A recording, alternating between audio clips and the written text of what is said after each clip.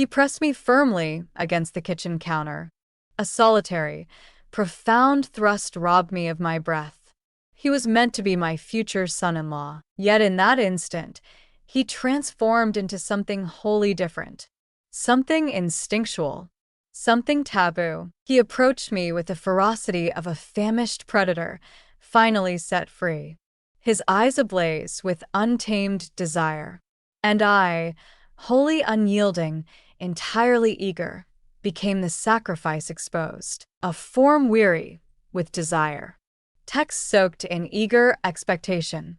Every inch of my skin felt alive with longing, summoning attention, welcoming him inside. I had bided my time, yearned. All I desired in that instant was simply that moment.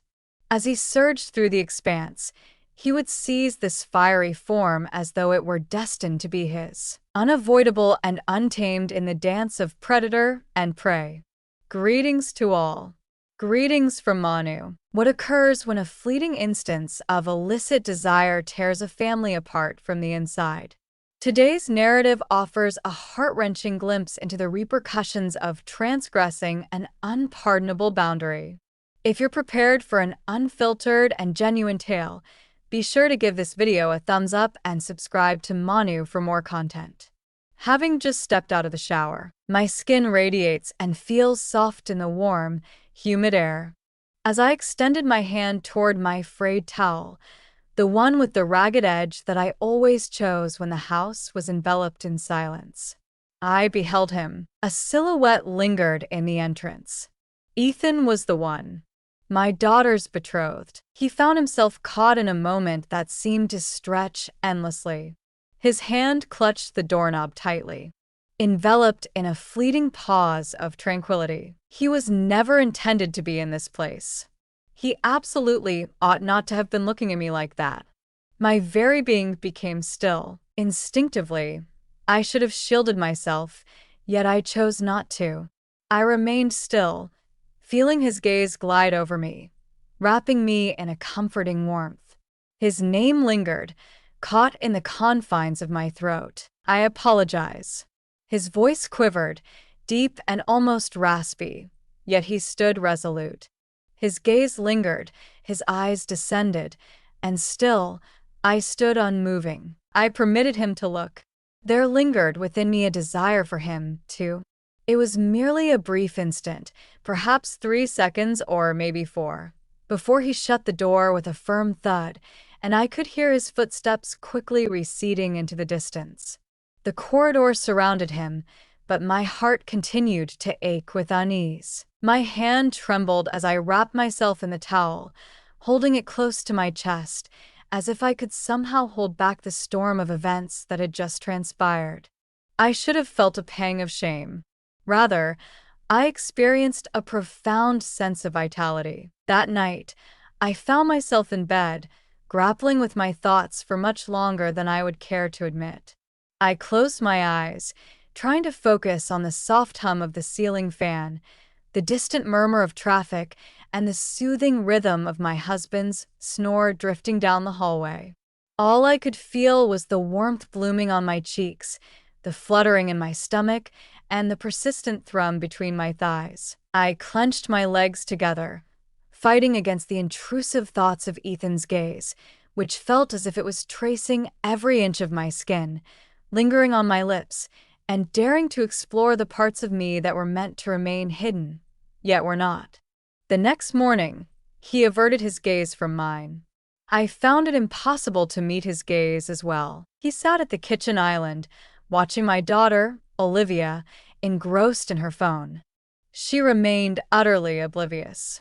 She hummed gently, exuding happiness, as she talked about wedding menus and seating plans, while Ethan stared into his coffee as if it contained the hope of a getaway. I placed a plate in front of him, and our fingers brushed against one another softly. It was just a gentle brush of knuckles, but the spark that ignited between us nearly took my breath away. Even without a single word exchanged, that afternoon I found myself face to face with him again in the hallway. His hand brushed against my hip, both gentle and purposeful, a soft suggestion of desire in the caress.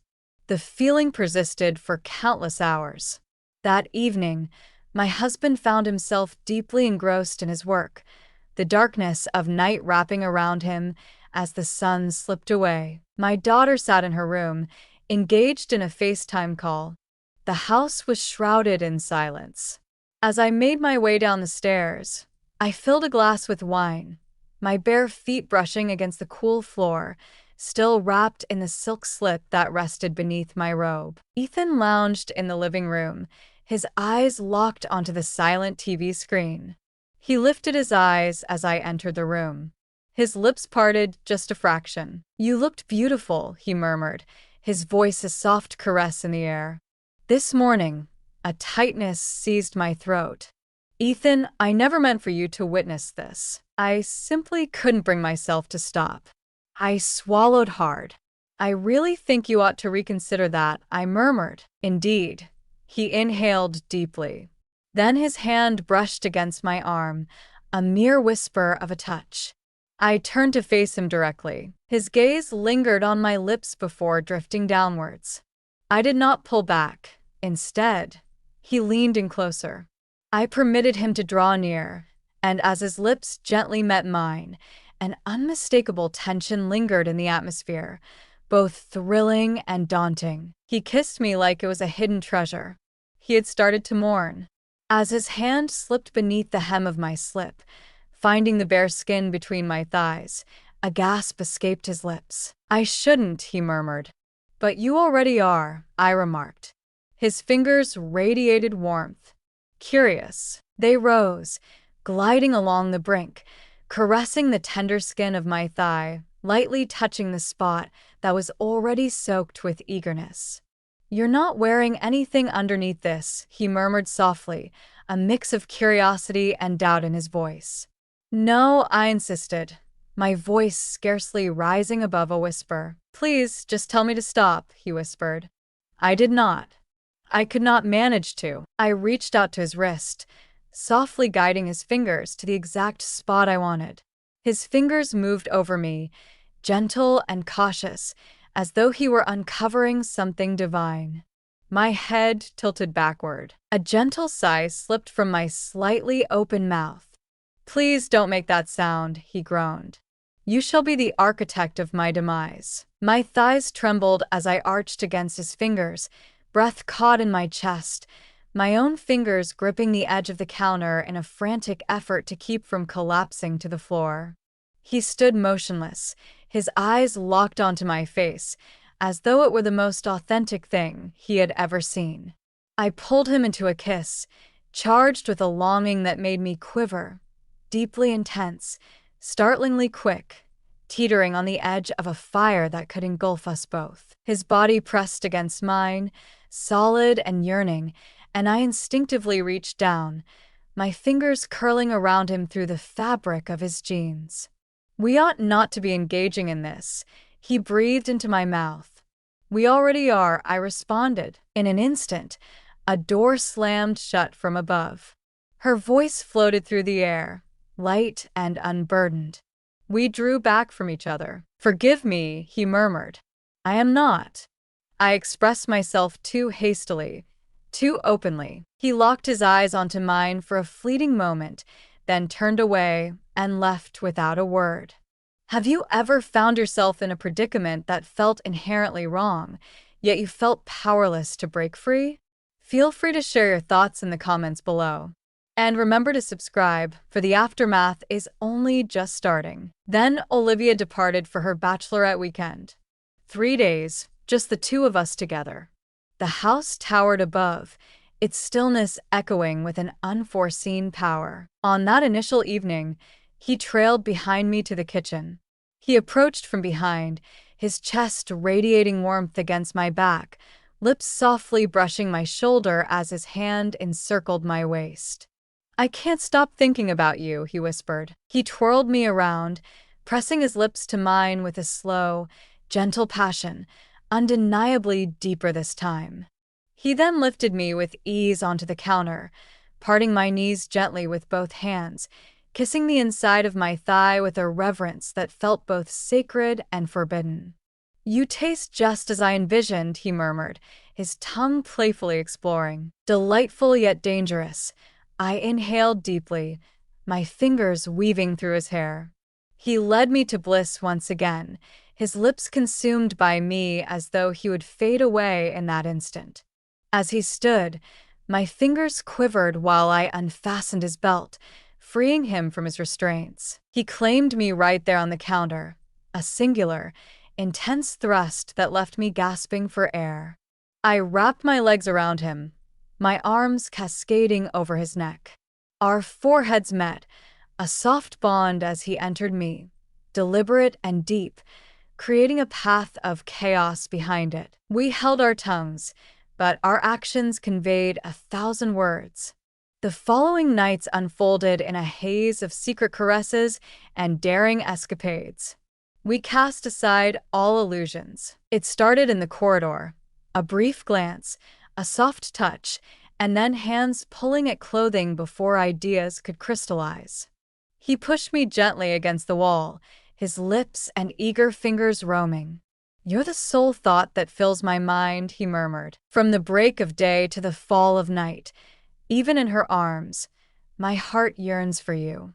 I should have paused, yet here I was, unzipping his jeans, my fingers wrapping around him, warm and already yearning.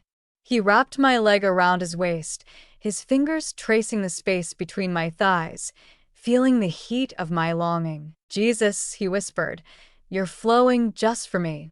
He lifted me off my feet, striding down the hallway with determination, and nudged the guest room door open with his shoulder.